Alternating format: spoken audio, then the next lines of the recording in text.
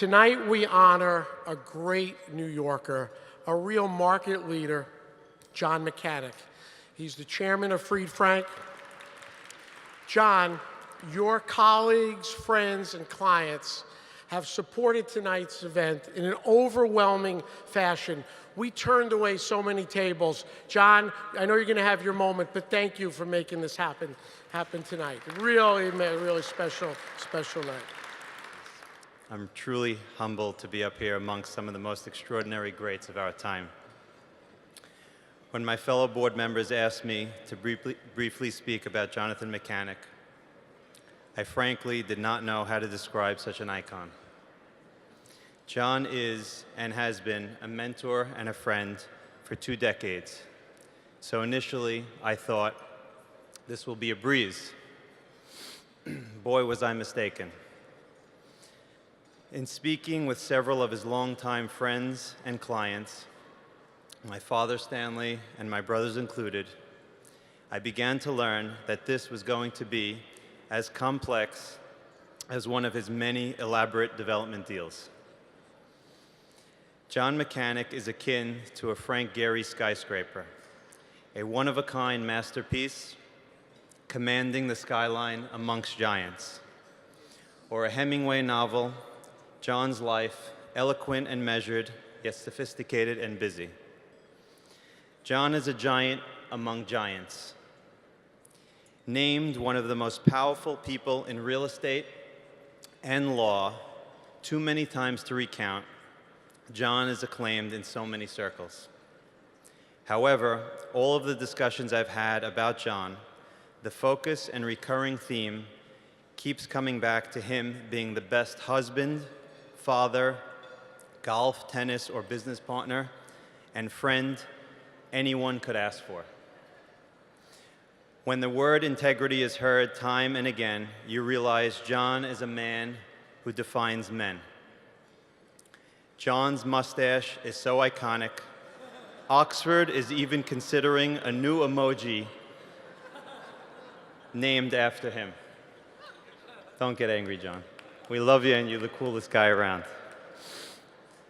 The American Friends of Rabin Medical Center is proud to honor and thank John Mechanic and his family by establishing a Rabin Medical Center Exchange Fellow for 2016 that will bear the name of John Mechanic and family.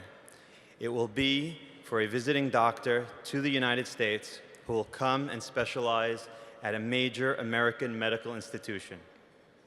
It is with great pleasure and honor to welcome one of John's closest and dearest friends, Steve Siegel, to present John with the award for the evening. It's going to be hard for me to say anything that Ricky didn't say, but I'll do my best. To me, John is not just an icon and one of the best real estate attorneys in not just New York City, but just about anywhere I've experienced a real estate transaction. He's prolific beyond any words to describe it. And in spite of that, he is a great friend who always has time for a friend. He is a great, absolutely great family man, wonderful husband and father.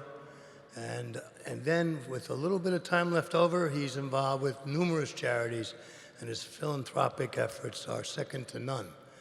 So for me, I'm introducing my brother, and I would like to bring John Mechanic up here to get the Rabin, I'm supposed to do that afterwards, the Rabin Excellence in Leadership Award. John?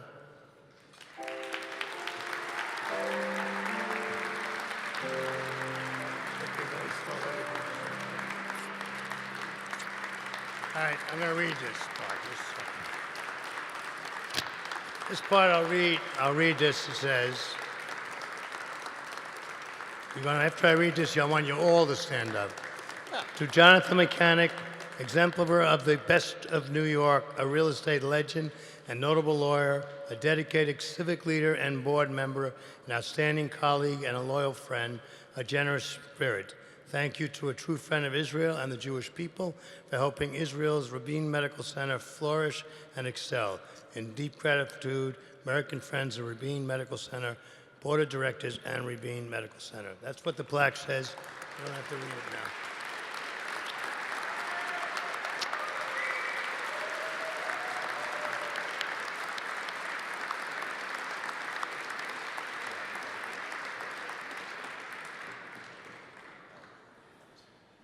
Good evening, everybody. I want to thank all of you for coming out tonight to support the Rabin Medical Center. Yitzhak Rabin, in whose honor the medical center was named, was assassinated, as you've heard, 20 years ago this past November 4th. I remember listening to the news on the radio that day in a car outside my office at One New York Plaza and racing home to be with my wife, who was in tears as we both sat glued to the television, watching in disbelief how this brave man, this visionary, who sought to bring peace to the Middle East, was assassinated by someone who violently opposed the signing of the famous Oslo Accords by Prime Minister Rabin. Rabin's words on the front lawn of the White House still challenge us today. Enough blood and tears, enough.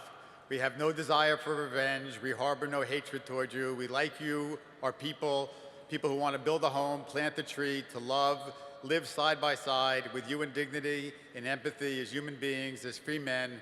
We are today giving peace a chance and saying again to you, enough. Let us pray that a day will come when we will all say farewell to the arms. Who knows how the world would be different today if Yitzhak Rabin had been given the time to carry out his vision? Who knows? But today, 20 years later, we are living in very challenging times. We see inexplicable acts of violence in Paris, Lebanon, Istanbul, Mali, and of course, in our own beloved Israel. The random acts of violence in recent months have affected all of us. We know the Israeli government and the military are doing all they can to contain such acts of terror. Tonight and at other times when the people here and elsewhere support the Rabin Medical Center, we are taking important steps to ensure that Israel continues to have some of the world's best medical facilities to combat the wounds of war and terrorism, as well as the health challenges faced without regard to events arising out of the current political situation. The Rabin Medical Center, headquartered in Petah Tikva outside of Tel Aviv, is, as you've heard, a state-of-the-art medical center offering and treating Israelis and Jews, Israeli Arabs, as well as thousands of Palestinians from the West Bank and Gaza. It is said that the Rabin Medical Center is a bridge to peace. The medical center includes the Judisman ER and Trauma Center. This unit treats over 200,000 soldiers and citizens annually, is one of the largest facilities of its kind. In addition, there is the Schneider Women's Center, and my friend Mindy Schneider is in the audience today. And we thank you and all the other people for all that you do. The medical center also includes the Davidov Cancer Center, which recently celebrated its 10th anniversary and is one of the most sophisticated and comprehensive treatment centers in the Middle East. It has treated over 130,000 patients and partners with some of our own well-known local medical centers like Sloan Kettering and Dana-Farber in Boston, in seeking new breakthroughs in the treatment of cancer to benefit citizens of the US, Israel, and around the globe. We've also heard about the Rabin Fellowship exchanges with Israeli doctors affiliated with Rabin traveling to other parts of the world to engage with other top medical institutions, as well as now with Rabin hosting doctors from those same institutions trying to learn from their experience spending time in Israel with the Rabin doctors. We can all be proud of the Rabin Medical Center and what it does, as well as the man who was so appropriately honored by having the institution bear his name. I want to thank my Gala co-chairs who helped make this dinner a success: Rob Spire, Scott Reckler, Mark Holliday, Stanley Chira, Richard Chira, Stephen B. Siegel, Richard Oglesby, and my partner and dear friend, Rob Soren. I want to give a special thanks to Peter Regardi, Ron Cohn, and Josh Platt, the Executive Director of the American Friends of Rabin Medical Center, who worked so hard to make tonight's dinner such a success. I want to thank all of my partners and friends at Fried Frank.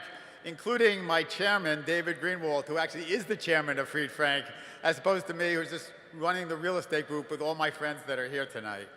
Fried Frank, all the people of Fried Frank have been so supportive of me, so supportive of the Rabin Medical Center. I couldn't be more grateful to have such a great professional home.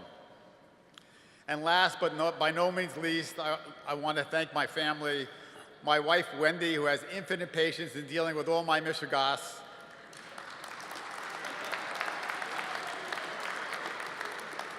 As almost all of you in the room know, she's unbelievably supportive. My mother-in-law, who was nice enough to give me Wendy, so I want to give a special shout out to Jane, who's here tonight. To my older son, Mark, and his longtime girlfriend, Alex, both of them are also with us tonight.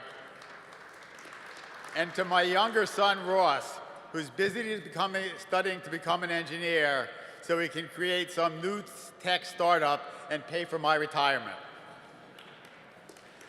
But most of all, I want to thank all of you in the room and those who couldn't be here tonight but showed their support for this dinner. I want you all to know how much I appreciate your friendship and always being there for me, and I would always be there for you. Thank you all, and I hope you had a great night. Last but not least, I want to thank an extraordinary member of our board who has supported us for years and joined our board last year, to Jonathan Mechanic. Jonathan Mechanic is a mensch. He is beloved, second to none, and it's been a sheer pleasure to have you with us to make this really I say it every year, but it's true. This is our most successful gala ever in 16 years, and it's a tribute to you, my friend. So thank you for being there and for being a mensch. Let's give him a round of applause.